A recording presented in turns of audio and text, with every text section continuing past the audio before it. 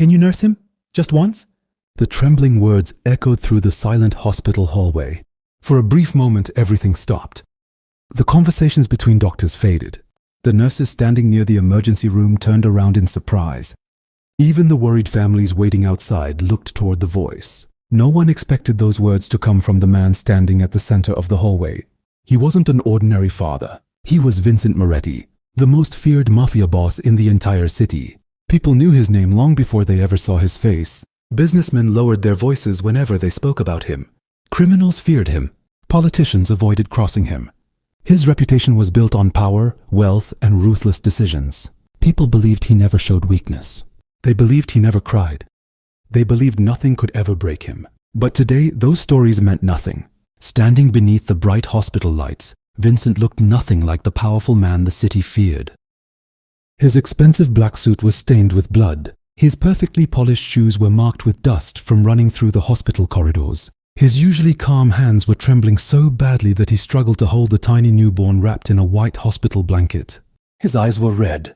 His face was pale. The confident expression that had frightened countless people had completely disappeared. In its place was the face of a broken husband and a terrified father. Only an hour earlier, his wife had given birth to their first child.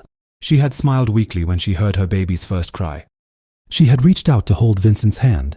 Then everything changed. Unexpected complications filled the delivery room with panic. Doctors rushed from one machine to another. Nurses worked desperately to save her. Vincent had never felt so helpless in his life. He had built an empire by solving impossible problems. Money had always opened every door. Power had always forced people to obey. But inside that hospital room, none of it mattered. No amount of money could stop death. No amount of power could bring back the woman he loved. Minutes later, the doctors walked out with heavy hearts. "I'm sorry," one of them said quietly. "We did everything we could." Those simple words shattered Vincent's world. His wife was gone. The only thing she left behind was their tiny baby boy. Now that baby was crying without stopping. The nurses tried everything they could think of. They prepared bottles of formula. They changed his blanket.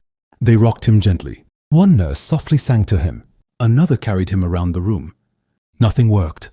The baby's cries only became louder. Every passing minute made the situation more desperate. One of the senior doctors finally looked at Vincent with sadness.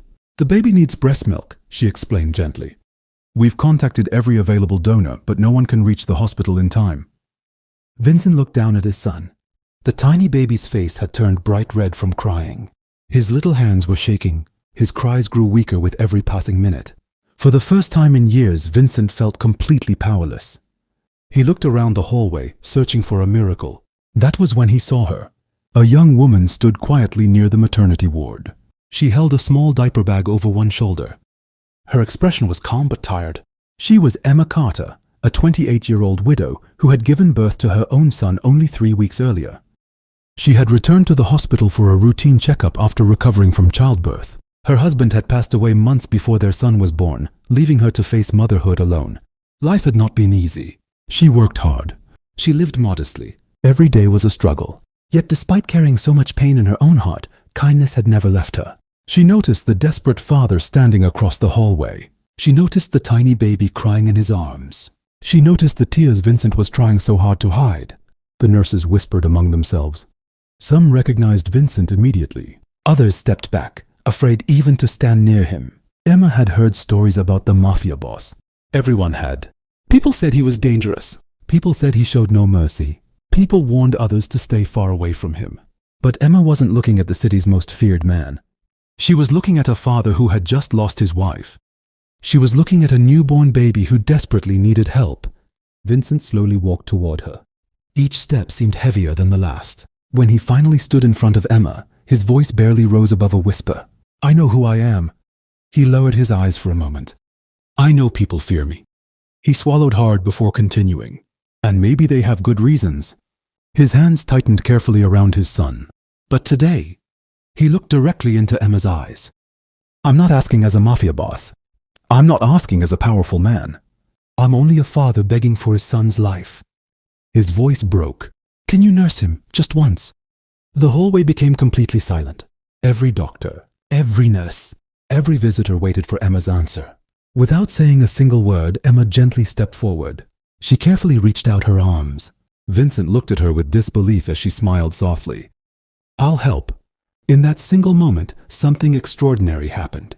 The city's most feared man placed his greatest treasure into the hands of a complete stranger. Neither of them realized that this simple act of compassion would become the beginning of a story that would change both of their lives forever. Emma carefully took the crying baby into her arms. Her movements were slow and gentle, as though she understood that the tiny child had already been through more than anyone should experience in a single day. The newborn continued crying for a few seconds, his tiny face red with exhaustion.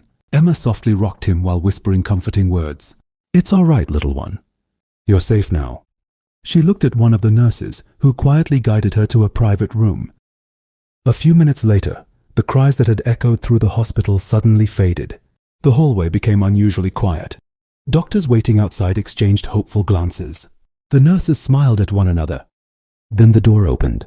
Emma stepped out with the baby sleeping peacefully in her arms. His tiny fingers rested against the blanket. His breathing had become calm and steady. The same child who had been crying without stopping only moments before now looked completely at peace. A wave of relief spread through everyone standing nearby. Several nurses wiped tears from their eyes. One elderly doctor closed his eyes for a moment and whispered, "Thank God." Vincent stood frozen. He looked at his son. Then he looked at Emma. His lips trembled, but no words came out. For the first time in years, the man who had faced dangerous rivals, violent battles, and impossible situations without fear felt completely overwhelmed.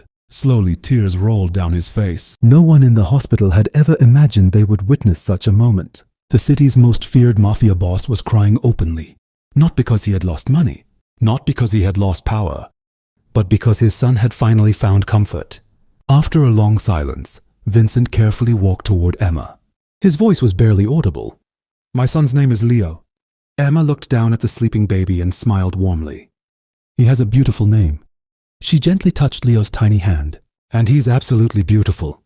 Vincent looked at his son with eyes full of love. "My wife chose his name months ago." A shadow crossed his face. "She dreamed about holding him." He lowered his head. "She never got the chance." Emma's smile faded. She understood that no words could erase such pain. Sometimes the greatest comfort was simply listening. She quietly placed a hand on Vincent's shoulder. "I'm so sorry for your loss."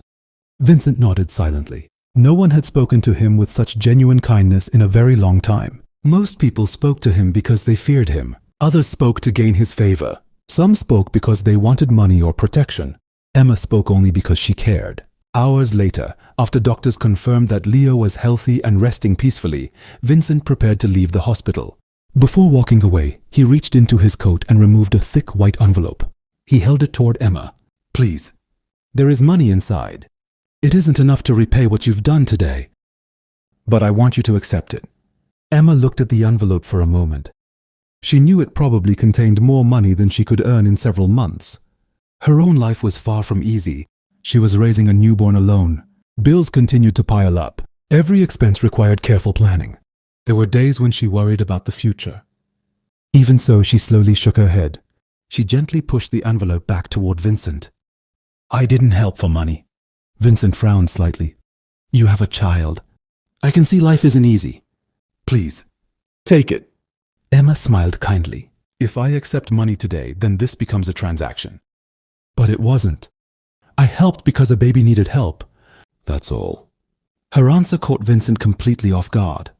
He had spent years surrounded by people whose loyalty could always be purchased. Every favor had a price. Every friendship had conditions. Every handshake expected something in return. Even the people closest to him measured kindness by its value.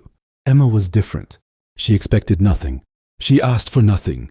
She simply chose compassion.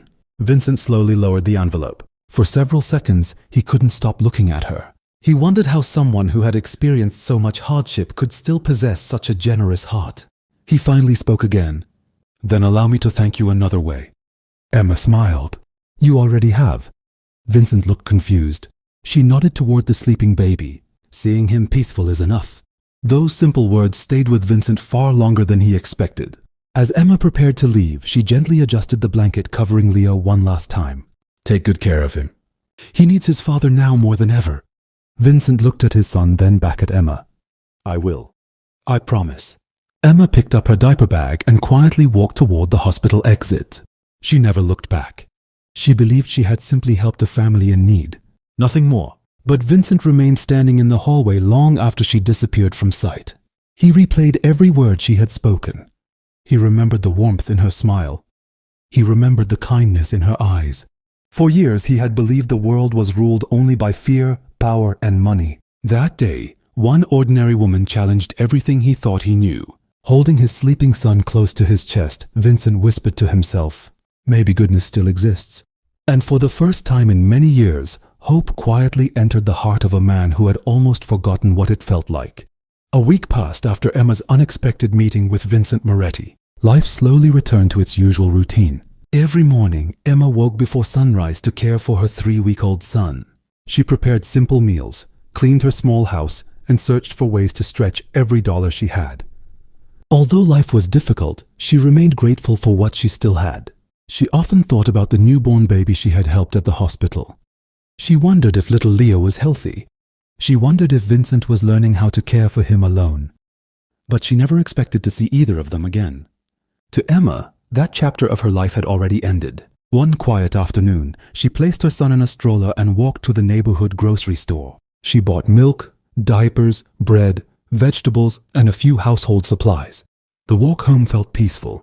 Children played in nearby yards. Neighbors waved as she passed. For a brief moment, everything felt normal. As she reached her house, she stopped walking. Something felt wrong. Her front gate stood slightly open. She was certain she had locked it before leaving. Her heartbeat quickened. She slowly walked toward the front door. The grocery bag slipped slightly from her hands. Then she saw it. The front door was wide open. Emma froze. A cold feeling rushed through her body. She carefully stepped inside. The sight before her stole her breath. The living room had been completely destroyed. Chairs lay overturned. Broken glass covered the floor. Cabinets had been emptied. Family photographs were torn from the walls. Drawers had been pulled out and dumped across the room. The bedroom looked even worse. Clothes were scattered everywhere. The mattress had been ripped open. Every cupboard had been searched. Nothing appeared to be missing. Expensive electronics were still there. Her small savings hidden inside a kitchen jar remained untouched. This wasn't an ordinary robbery. Someone hadn't entered to steal. Someone had entered to search. Emma's heart raced with fear. Only one thought filled her mind. My baby. She rushed outside as fast as she could. Across the street, her elderly neighbor, Mrs. Harris, stepped onto her porch. Seeing Emma's terrified expression, she hurried over. Emma, I've been looking for you. Mrs. Harris gently placed a comforting hand on her shoulder. Don't worry. Your little boy is safe. You asked me to watch him while you went shopping. Emma felt tears fill her eyes. She immediately ran inside the neighbor's house. There, sleeping peacefully in a small crib, was her son. Emma picked him up and held him tightly against her chest. She closed her eyes in relief. Nothing else mattered. Her child was safe. She whispered softly, Thank God. A short time later, police officers arrived to inspect the house. They searched every room carefully. After nearly an hour, one detective shook his head. This doesn't make sense. They ignored everything valuable. They were searching for something very specific. Emma looked around the ruined house. But I don't own anything important. The detective frowned. Maybe they weren't looking for an object. Maybe they were looking for a person. Those words sent a chill through Emma's heart. As evening approached, police vehicles finally left. The neighborhood became quiet once again. Emma sat on her porch, holding her son while wondering who could possibly want to find her. Then she heard the sound of several powerful engines approaching. A long black luxury car slowly stopped in front of her house. 2 black SUVs parked behind it. Several bodyguards stepped out first, carefully scanning the area. Moments later, Vincent Moretti emerged from the back seat. He looked far more composed than he had in the hospital. His suit was perfectly tailored. His expression was serious. But when he saw Emma holding her baby, concern replaced the coldness on his face. He walked toward her without hesitation. I'm sorry. Emma looked at him in confusion. What happened here? Vincent slowly looked around the damaged house. His jaw tightened. I was afraid this might happen. Emma stood up. What do you mean? Vincent took a deep breath. I warned no one about you. I never spoke your name. I never told anyone what you did for Leo. He paused before continuing. But news spreads quickly in my world. My enemies discovered that you helped my son. Emma stared at him. I only helped a baby. I don't even know your family. Vincent nodded sadly. I know, but they don't see it that way. They believe anyone who helps me becomes important to me. They think hurting you will hurt me. Emma looked back at her destroyed home. So, this happened because of you? Pain crossed Vincent's face. Yes, and I'm deeply sorry. For several seconds, neither of them spoke. The evening breeze moved gently through the broken doorway. Emma looked at her sleeping son. Fear filled her heart. She had always believed her greatest challenge was raising her child alone. Now she realized a far greater danger had entered her life. Vincent finally broke the silence. In my world, kindness has consequences. He looked directly into Emma's eyes. I can't change what already happened, but I can make sure it never happens again. He pointed toward the waiting vehicles. I have a secure home. My guards protect it day and night.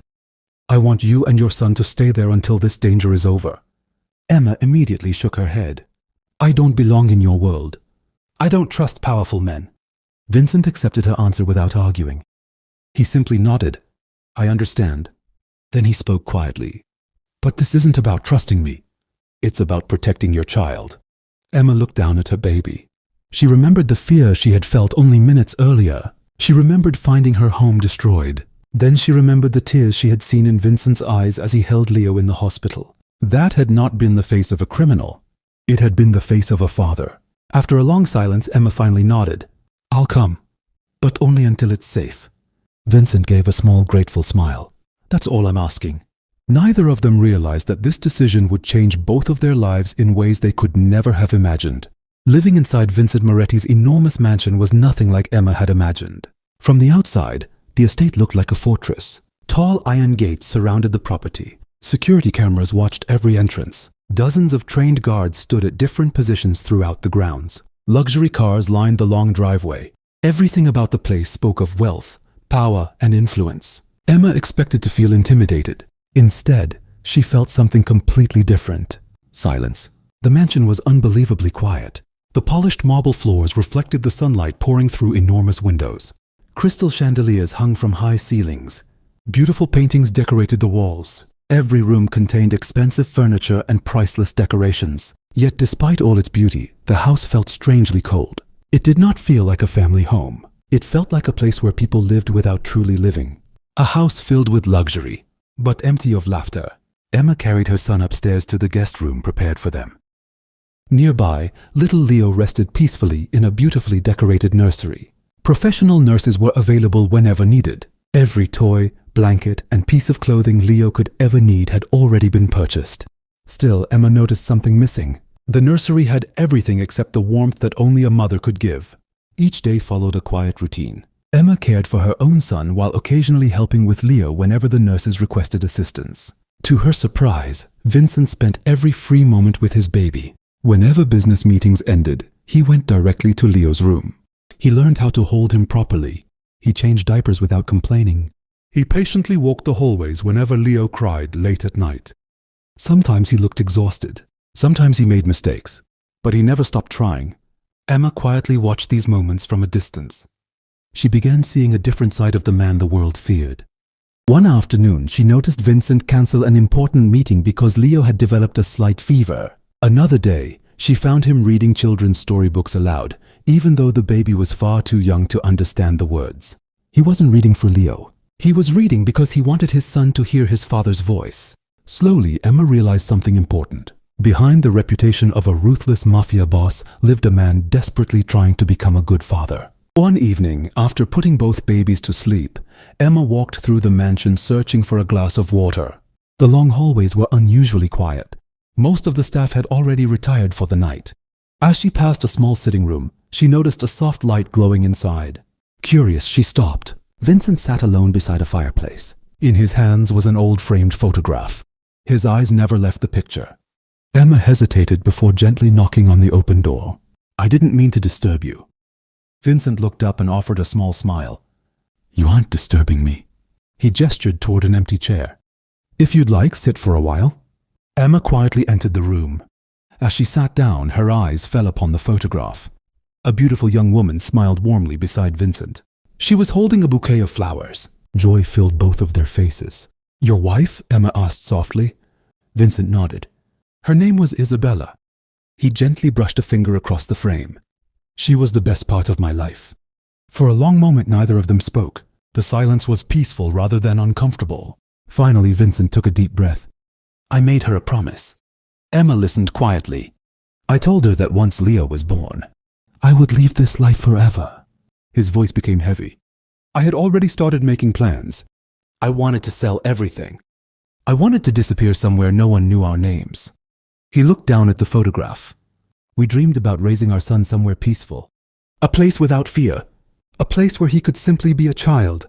His eyes filled with sadness. But she died before I could keep that promise. Emma felt her heart ache for him. No amount of wealth could erase that pain. Vincent continued speaking, almost as though he had been carrying these words alone for years. I've spent my entire life building an empire. I believed power would protect the people I loved. I believed fear made me strong. He slowly shook his head. I was wrong. He lowered his head and whispered, Fear can't raise a child. Those simple words echoed through the quiet room. Emma realized she was no longer speaking with the city's most feared mafia boss. She was speaking with a grieving husband, a lonely man, a father terrified of failing the only person he had left. She gently said, Children don't remember how powerful their parents were. They remember how loved they felt. Vincent looked at her in silence. Her words settled deeply into his heart. For years, advisors had given him strategies. Lawyers had given him solutions. Bodyguards had offered protection. But no one had ever reminded him of something so simple. Love mattered more than power. As Emma stood to leave, she looked once more at Isabella's photograph. You still have time to keep your promise. Vincent frowned slightly. My promise? Emma nodded. You couldn't save your wife. But you can still give Leo the peaceful life both of you dreamed about. She smiled gently before walking toward the door. Vincent remained seated, staring at the photograph in his hands. For the first time in many years, he allowed himself to imagine a future that wasn't built on fear, revenge, or violence. That quiet conversation changed something deep inside him. Emma finally understood the truth hidden behind Vincent Moretti's dangerous reputation. He was not simply a feared mafia boss. He was a broken husband carrying unbearable grief. He was a lonely man searching for redemption. Most of all, he was a frightened father, trying to become the kind of parent his son deserved. And Emma realized that sometimes the people who appear strongest on the outside are the ones carrying the deepest wounds within. The conversation with Emma stayed in Vincent's heart for many days. Her simple words refused to leave his mind. You can still give Leo the peaceful life both of you dreamed about. Every time he looked at his sleeping son, he remembered the promise he had made to Isabella. For years, fear had been the foundation of his empire. Now, he questioned everything. He no longer wanted his son to grow up surrounded by armed guards, secret meetings, and endless violence. He wanted Leo to know laughter instead of fear. He wanted birthday parties instead of security briefings. He wanted bedtime stories instead of the sound of gunfire in the distance. One morning, Vincent gathered the most trusted members of his organization inside the mansion's conference room. The atmosphere was tense. Everyone expected another business meeting. Instead, Vincent stood at the head of the table and calmly spoke. This is over. The room became silent. I am leaving this life. Several men stared at him in disbelief. One of his oldest associates immediately stood. You can't do that. Our enemies will never allow it. Vincent remained calm. I've made my decision. I'm choosing my son over this empire. Another man shook his head. They'll come after you. Vincent answered without hesitation. They already have. But I won't spend the rest of my life running from violence while teaching my son that fear is normal. News of Vincent's decision spread quickly through the criminal underworld. Some people celebrated. Many innocent families believed the city might finally become safer. Police officers quietly welcomed the possibility that years of violence could finally come to an end. But Vincent's enemies saw his decision very differently. To them, leaving was an act of betrayal. If the most powerful mafia boss walked away alive, others might one day do the same. They wanted to make sure no one ever followed his example. Several nights later, the mansion stood peacefully beneath the moonlight. Emma had just finished putting both babies to sleep. Leo rested quietly in his crib. Her own son slept nearby. The house seemed unusually calm. Then everything changed. One of the security alarms suddenly echoed throughout the mansion. Guards immediately rushed toward the front entrance. Another alarm sounded from the back gate. Within seconds, shouting filled the property. The security team reported that several armed vehicles had forced their way through the outer gates. Vincent immediately understood. His enemies had come. Not for money, not for power, for revenge. He rushed upstairs toward Leo's nursery. Emma stepped into the hallway at the same moment, holding her own son. Fear filled her face. What is happening? Vincent looked directly at her. They're here. Without wasting another second, he gently lifted Leo into his arms. We have to protect the children. The head of security quickly opened a hidden passage leading to a reinforced safe room beneath the mansion. Vincent, Emma, the babies, and several trusted guards hurried inside. Heavy steel doors closed behind them. The secure room was designed to withstand even the most dangerous attacks. Outside, loud noises echoed through the mansion as security teams defended the property. Inside the shelter, silence returned. Emma sat on a couch, holding both frightened babies close until they slowly calmed down. Vincent knelt beside Leo. Looking at his son's peaceful face, he realized exactly what he had almost lost. None of his wealth mattered. None of his power mattered. Only these innocent children mattered. After what felt like hours, the sounds outside finally stopped. A security officer received confirmation through a protected communication line. The police have arrived. Authorities surrounded the property. Several members of the attacking group attempted to escape. Others surrendered. Many of the gang leaders responsible for organizing the attack were arrested before sunrise. When the danger finally ended, Vincent quietly stepped outside the safe room. He looked around the damaged mansion. Broken windows, destroyed walls, scattered furniture. The building looked like a battlefield. Emma slowly walked beside him. Neither of them spoke. Words were unnecessary. Both understood that this violence would never truly end unless someone chose a different path. The next morning, Vincent made another decision. This time there would be no turning back. He contacted government investigators. He requested a formal meeting with law enforcement. During that meeting, Vincent agreed to accept full responsibility for his past actions. He shared information about criminal operations. He identified hidden financial networks. He revealed the locations of illegal businesses. His testimony helped authorities dismantle much of the criminal organization he had spent years creating. The process was long. It was painful.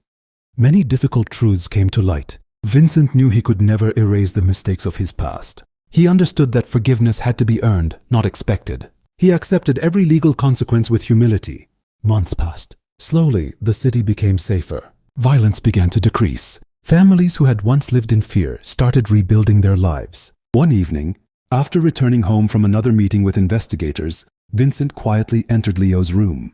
His son was sleeping peacefully. Emma was sitting nearby, reading a children's book to both little boys. She smiled as Vincent entered. For the first time in a very long while, there was no fear in his eyes, no anger, no desire for revenge, only peace. Later that night, Vincent sat alone on the balcony overlooking the quiet gardens. The stars filled the sky above him. He thought about Isabella. He thought about the promise he had finally begun to keep. He thought about the ordinary woman whose kindness had changed the course of his life. For the first time in decades, Vincent slept peacefully. Not because he had become more powerful, not because he had defeated every enemy, but because he had finally chosen hope over fear, love over violence, and a better future for the son who had given his life a new purpose. 2 years later, the enormous mansion that had once terrified an entire city looked completely different. The towering gates still stood at the entrance. The beautiful gardens were greener than ever. The grand building remained just as magnificent. But everything inside had changed. The rooms that had once hosted secret meetings were now bright classrooms filled with books, colorful drawings, and smiling children. The long hallways that had echoed with the footsteps of armed guards were now alive with laughter.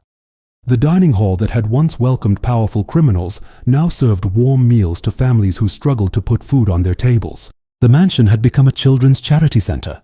Its doors were open to everyone. Orphans found a safe home there. Single parents received support and guidance. Children from poor neighborhoods came every afternoon to study, play, and dream about brighter futures. The place that had once represented fear had become a symbol of hope. Every morning, Vincent arrived before anyone else. He no longer wore expensive suits chosen to impress powerful people. Instead, he dressed simply. He greeted every child by name. He listened to their stories. He helped serve breakfast. He read books to children who had never owned one. Whenever a frightened child arrived, Vincent would kneel until they were at eye level and gently remind them, "You are safe here." Many people found it difficult to believe this was the same man they had once feared. But those who visited the center didn't see a mafia boss.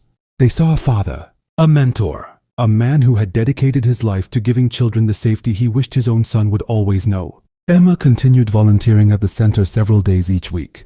Her own son had grown into a kind and cheerful little boy. He loved playing with the other children and often helped welcome new families. Little Leo had also changed. He was now a happy, energetic child with endless curiosity. Although he was too young to remember the difficult beginning of his life, he never forgot the woman who had cared for him when he needed her most. Whenever Emma arrived, Leo's face immediately lit up. Without hesitation, he would run toward her with open arms. "Mama Emma!" he would happily shout. Emma always laughed before lifting him into a warm hug. To Leo, she had become part of his family. Vincent never tried to stop it. Instead, he smiled every time he watched them together. He believed some people entered our lives because they were meant to. Emma had become one of those people. One sunny afternoon, the charity center organized a community celebration.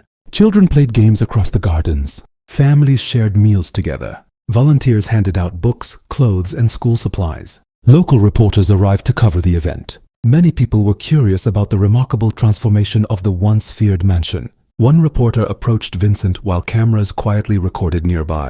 "Mr. Moretti," she asked politely, "many people still wonder what changed your life." Vincent remained silent for a few moments. He looked across the garden. Leo was laughing as he chased Emma's son around a large oak tree. A few seconds later, Leo stumbled onto the grass. Before Vincent could move, Emma rushed over and helped him back to his feet. Leo smiled, wrapped his arms around her, and laughed again. Watching that simple moment filled Vincent's heart with gratitude. He turned back toward the reporter. "The day I stopped asking people to fear me," he said quietly, "and started asking for help." The reporter nodded, waiting for him to continue. Vincent smiled gently. "I spent years believing fear made me strong. I thought power could protect the people I loved. But I was wrong." He glanced once more toward the children playing together. "The greatest strength isn't making people afraid of you. It's having the courage to become a better person." The reporter asked one final question. "If you could leave one message for every parent watching today, what would it be?" Vincent looked directly into the camera. His answer came without hesitation. "Never underestimate one act of kindness. You never know whose life it might save." He paused for a moment before adding, "One act of kindness can succeed where fear never could." Around him, children continued laughing beneath the warm afternoon sun. Parents smiled as they watched their sons and daughters play without worry. The building that had once symbolized violence now echoed with hope, friendship, and new beginnings. Emma stood nearby, watching Leo and her own son race across the garden together. She smiled quietly, remembering the frightened newborn she had first held in the hospital 2 years earlier. She had never expected that a single decision made out of compassion would transform so many lives. She had simply chosen to help a child in need. Nothing more. Yet that one small act had inspired a grieving father to change. It had protected countless innocent families. It had given abandoned children a place to call home. It had turned a house built on fear into a home filled with love. Sometimes the strongest person is not the one who commands the greatest power. The strongest person is the one who chooses compassion when anger seems easier.